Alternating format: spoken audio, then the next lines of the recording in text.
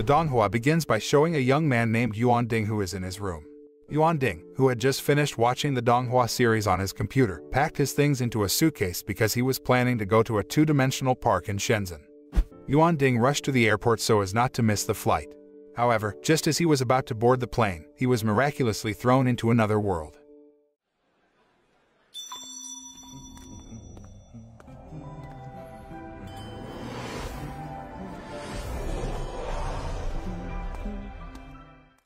Yuan Ding, who thought he was passing through the boarding gate, was suddenly startled by the appearance of a cart traveling at high speed and almost hit him. Instead of being pulled by a horse, the carriage was pulled by a wyvern.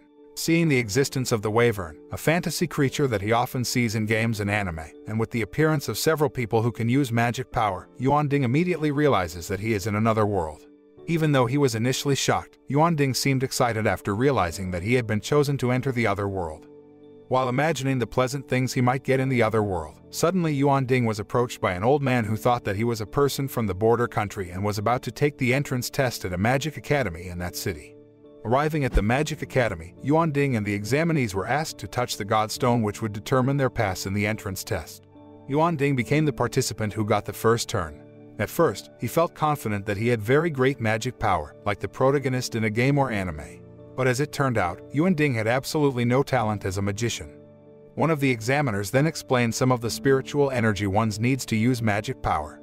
The Godstone will reveal the hidden magical talent in a person through the spiritual energy that the person flows when touching it. Because Yuan Ding was proven to have no magical talent in him, he was eventually disqualified from the exam. Yuan Ding, who was feeling frustrated because he didn't have magic power, was approached by an old man who took him to the magic academy. The old man then told about where they are now, namely the continent of Daoya, where the residents are used to using magic power in their daily lives.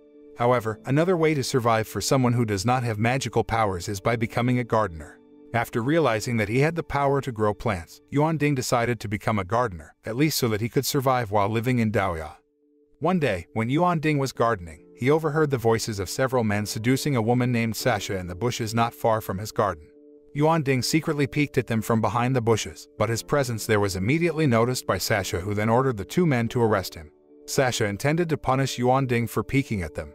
However, after learning that Yuan Ding was just an ordinary young man who didn't even have magical powers, Sasha and the two men chose to leave him. In the evening, the old man approached Yuan Ding and told the legend about the fairy whose power surpassed all kinds of magic that existed in all corners of the continent. After that, the old man gave the fairy seed to Yuan Ding and told him that he used to be the fairy seeker and had traveled the continent to find the whereabouts of fairies. In the end, he managed to find a fairy seed. However, he couldn't grow the seed, despite trying various means. Yuan Ding turns out to be able to read the Chinese characters found in the fairy seed. Therefore, he became very excited to grow the seed.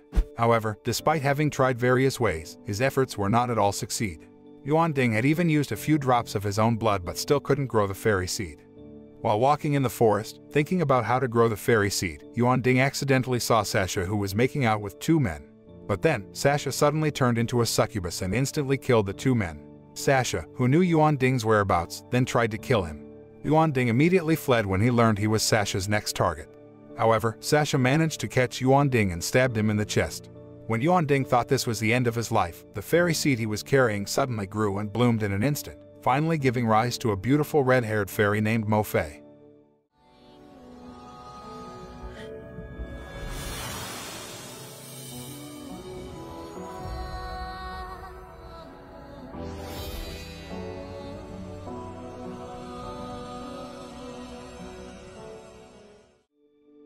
Yuan Ding thought that he would be saved by that beautiful fairy, but Mo Fei turned out to be intent on killing him too.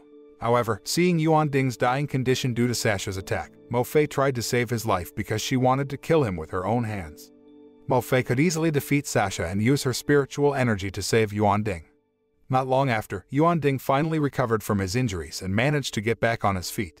After seeing the beautiful fairy figure in front of him, Yuan Ding looked so excited because he thought that Mo Fei would be his servant during his stay at Daoya. On the other hand, Mo Fei looked very irritated at Yuan Ding, and from his words, the beautiful fairy seemed to have known Yuan Ding for quite a while, even though he said that this was their first meeting. Mo Fei, who seemed to grudge against Yuan Ding, attacked him. However, no matter how many times she tried to injure him with her sword, the wound turned on her in the end. A woman named Wei Ersi arrived long after that and asked Mo Fei to stop her attacks because a fairy can't harm her master. Wei Ersi, who is the chairwoman of Shuo Yue Academy, then approached Yuan Ding and handed the fairy guidebook to him. She then asked him to put his hand on the book. Yuan Ding immediately did Wei Ersi's request, and a miracle happened. He suddenly felt a tremendous power, which could even be used to command Mo Fei.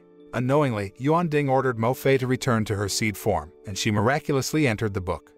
After that, Wei Ersi then took Yuan Ding to the academy, where she then explained about the fairy legend and the fairy guidebook that had been passed down in the academy for generations.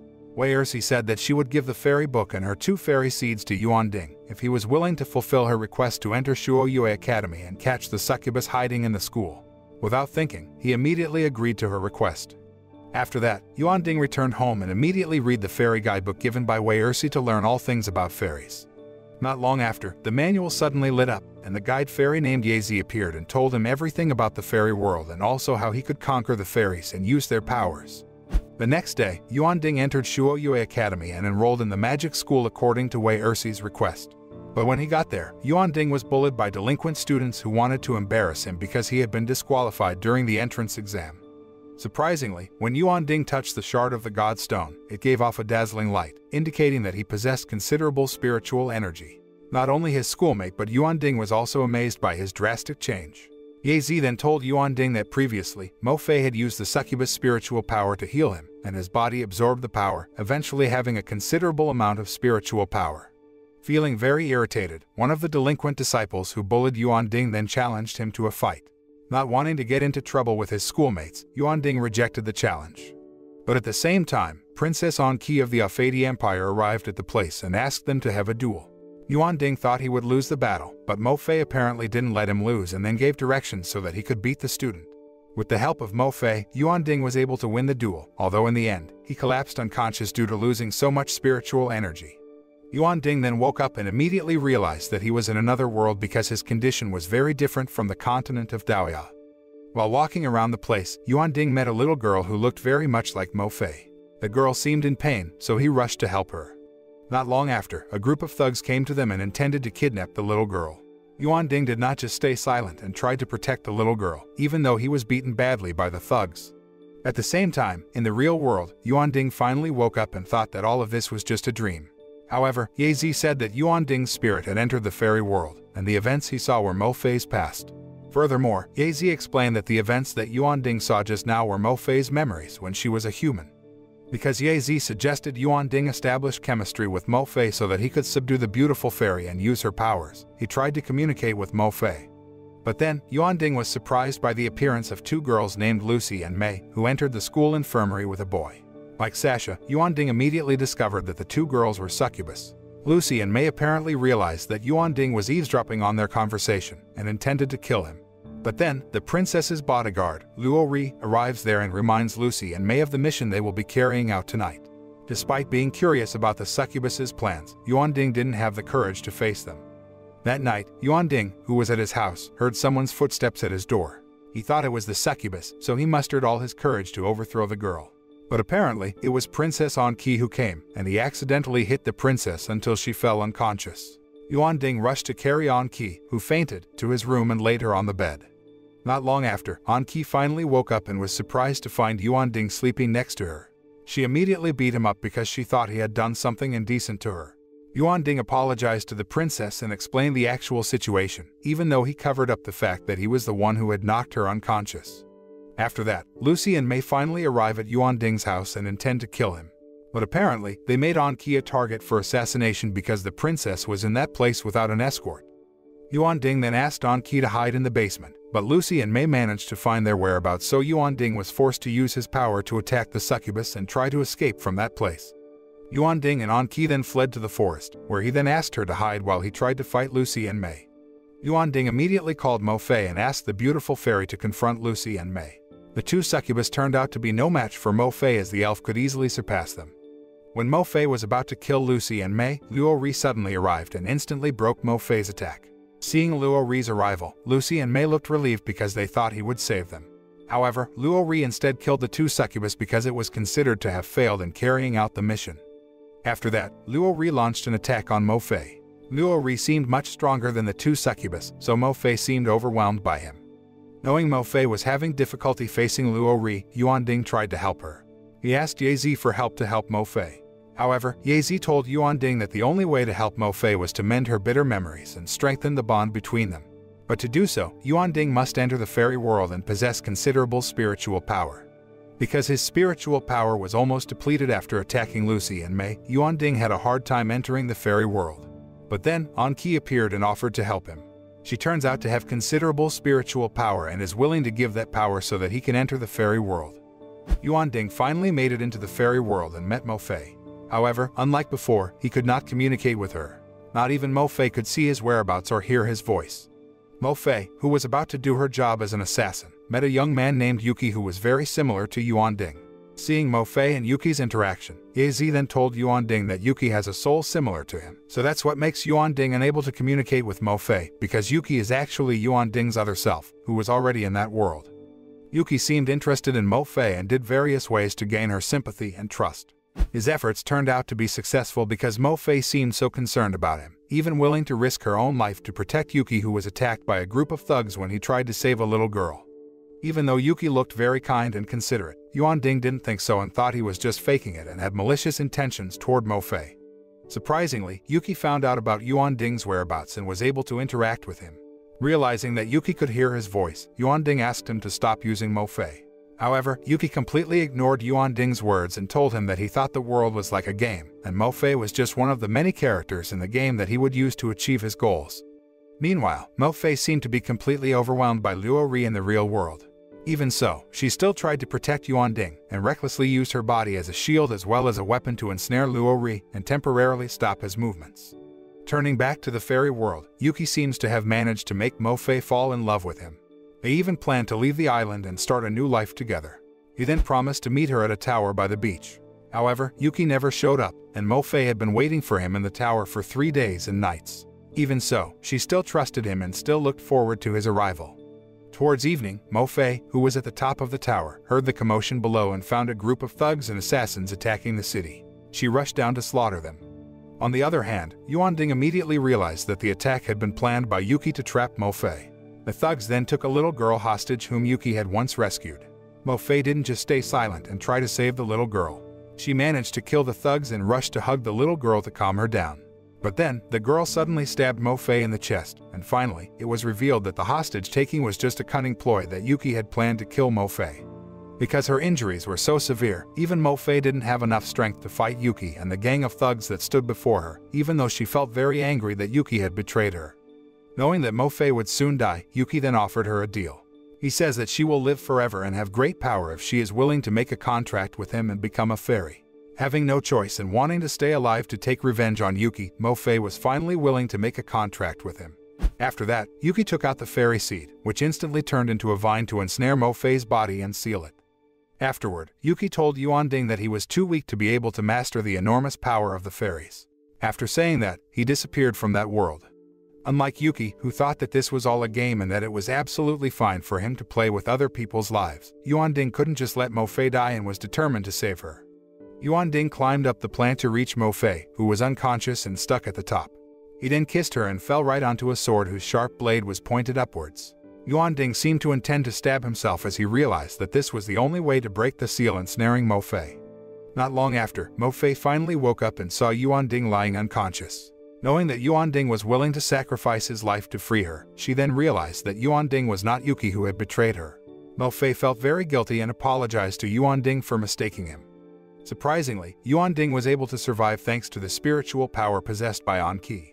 After successfully strengthening his bond with Mo Fei and gaining the beautiful fairy's trust, Yuan Ding returns to the real world. On the other hand, Anki looked so exhausted from using her considerable spiritual power to help Yuan Ding that she finally collapsed unconscious. After that, Yuan Ding joined forces with Mo Fei and transformed into the legendary fairy with great strength, so Luo Ri was overwhelmed by it. Yuan Ding finally managed to defeat Luo Ri without any effort. Due to his immense strength, Yuan Ding's final attack to defeat Luo Ri was able to create an explosion that made the area around him tremble violently. Wei Ersi, who realized this, rushed to the location of the fight and was very relieved to know that Yuan Ding had won the battle. She also thanked him because he had succeeded in defeating the succubus. According to the agreement, Wei Ersi gave Yuan Ding 2 fairy seeds. Yuan Ding then told Wei Ersi about Luo Ri, who seemed to be planning to kill Princess Anqi. Hearing this, Wei Ersi asked Yuan Ding to keep Luo Ri's involvement with the succubus a secret. The next day, Yuan Ding was surprised by the appearance of Princess Anqi and Mo Fei, who enrolled in Shuo Yue Academy and became his classmates. After that, Yuan Ding went to the school library to borrow some books on cultivating the fairy seed. He also did various ways to grow the fairy seed according to the information contained in the book. But nothing worked until Ye Zi finally got additional information after eating some magical items and told Yuan Ding how. A week later, the fairy seeds that Wei Ersi gave him finally bloomed and gave rise to two beautiful fairies named Lian Shuang and Yue Yue Suzy.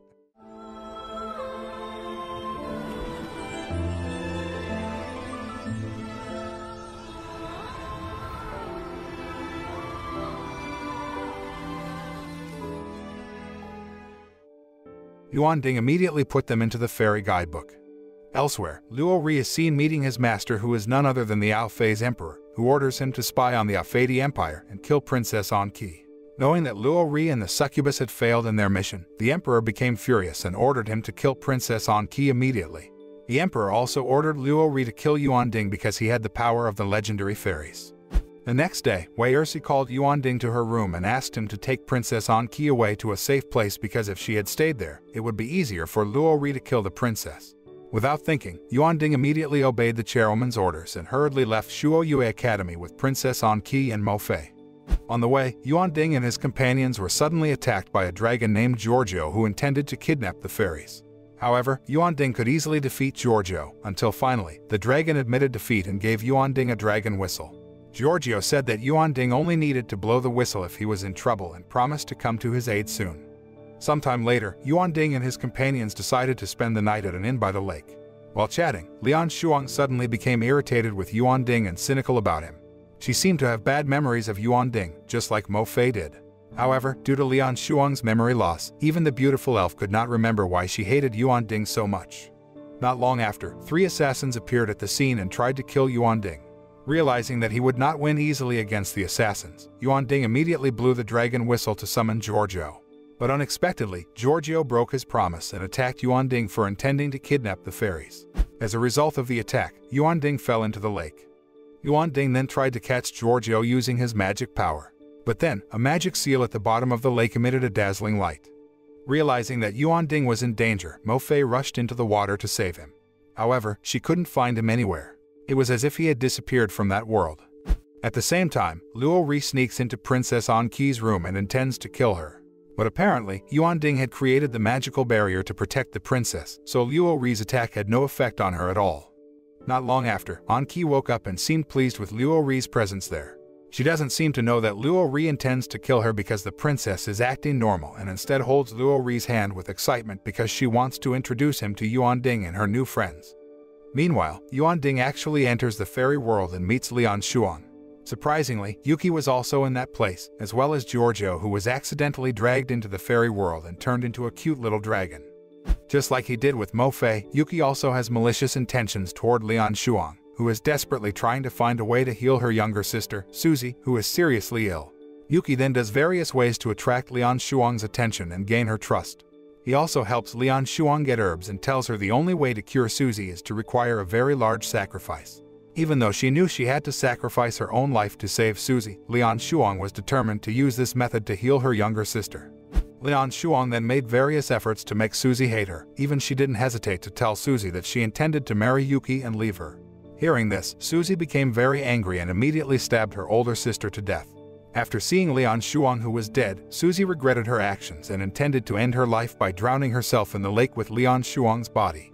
But before Suzy can do that, Yuki appears in front of her and offers them a chance to live forever and have great powers as a fairy. Without thinking, Suzy immediately accepted Yuki's offer and evolved into a fairy. But in the process, only Lian Shuang managed to become a fairy, and Suzy eventually died.